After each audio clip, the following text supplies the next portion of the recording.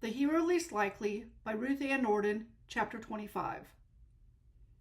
Zeke found Faye walking in a store that sold guns and knives on his way to the hotel.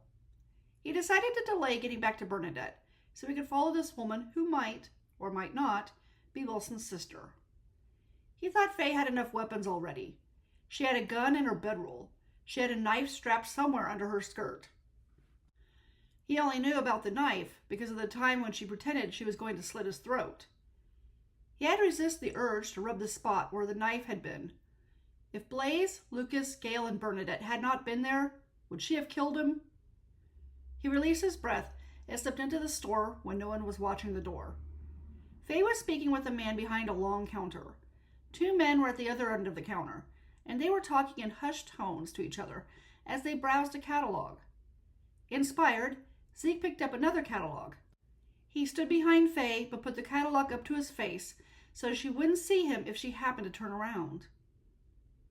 "I want something I can throw at a far distance," she told the store owner. "It has to be sharp. Oh, and I need 2 of them. They have to be small enough to fit into my pocket." "What pocket?" the owner asked.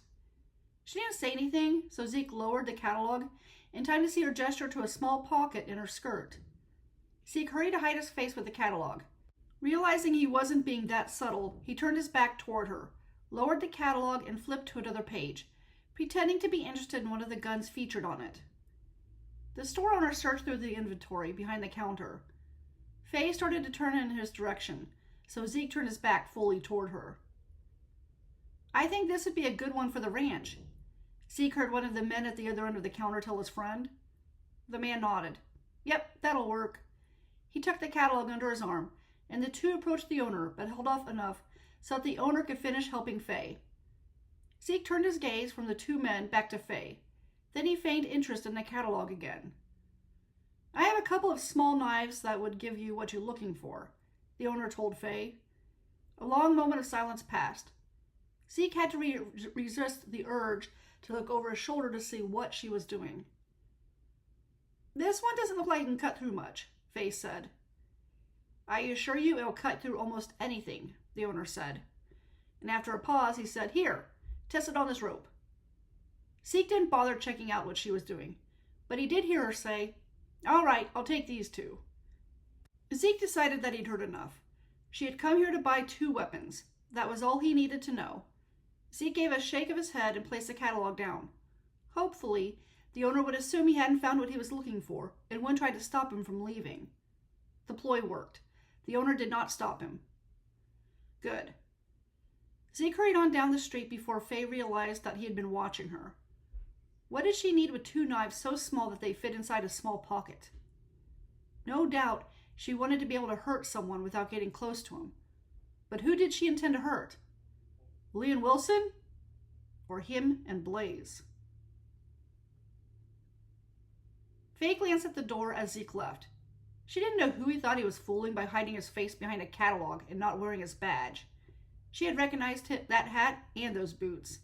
If he'd been smart, he would have swapped those out.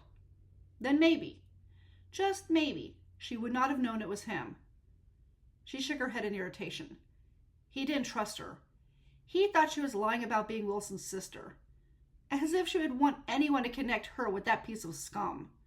She could only hope that once Lee and Wilson were hanging from a tree, that she could finally live a normal life. She turned her attention back to the man behind the counter and placed 2 coins in front of him to pay for the knives. He accepted the coins, but instead of giving her the knives, he dropped the knives and grabbed her hands.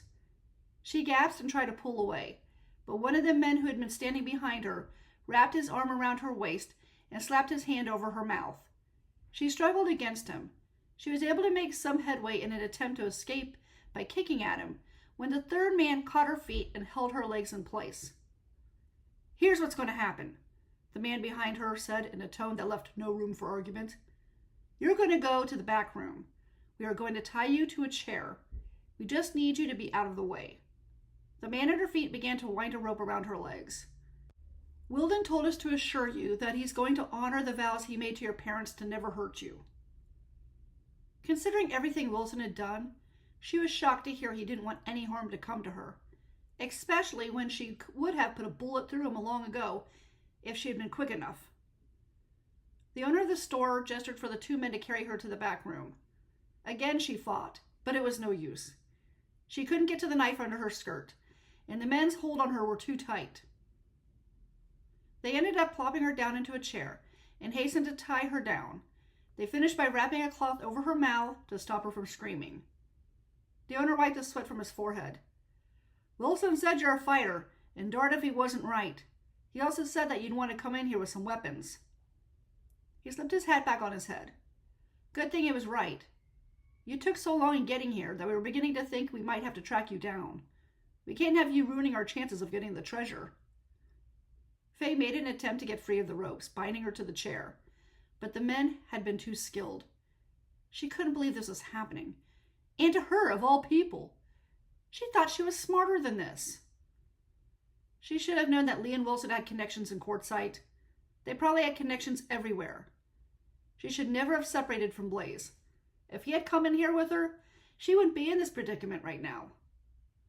As if they could read her mind, one of the men said, "Lee and Wilson said she came in with a few others. 5 in all. We don't know what happened to 2 of those people, but we know where the rest are. 2 are at the hotel. They don't pose a threat. They don't have a gun.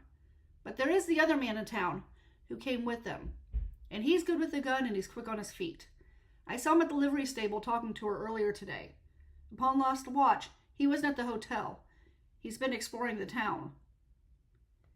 "He's probably trying to figure out how we plan to get the treasure tonight," the second spoke up. Faye's heart plummeted. She had been so sure that Lee and Wilson had been ahead of them this whole time, but as it turned out, they had been following them. Or at least they had picked up on them at Granite Wash Pass. Yes, she bet that had to be it. They had probably heard of the women showing up in town and saw her from one of the windows while they were hiding out. She couldn't believe it. She bet the prostitute that they spoke with had been paid to make it sound like Lee and Wilson had already left. Lee and Wilson might not have recognized Blaze and the others, but they would have recognized her. She was so stupid. She should have worn a disguise so they wouldn't have noticed her. "Well, if that other man is strolling through town, we should be able to catch him soon enough," the third man said. "Quick with a gun or not, he can't take all 5 of us." "What about Sheriff Hoff?" the second man asked as he headed for the doorway. "Deputy Spencer is no longer alive. He doesn't have any help. Also, Sheriff doesn't know that I'm a part of this plan," the owner replied.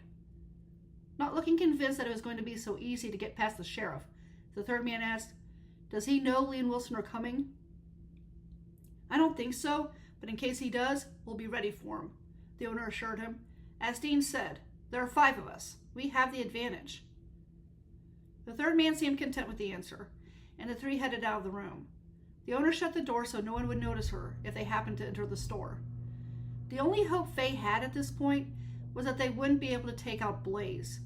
But considering how quick they'd been to catch her, she worried that even he might not be a match for them. It was the darndest thing, but her brother and his lousy friend had gotten more intelligent since she had last had any dealings with them. She hated to think this might all come down to Zeke. Zeke was the only person they weren't looking for. They hadn't even taken note of him while he'd been in the store just moments ago. They wouldn't have waited to apprehend her after Zeke left if they had known who Zeke was. It was a good thing Zeke had not been wearing that badge. But Zeke was so slow to act. Was he any match for 5 men? She slouched back against the chair. She doubted it.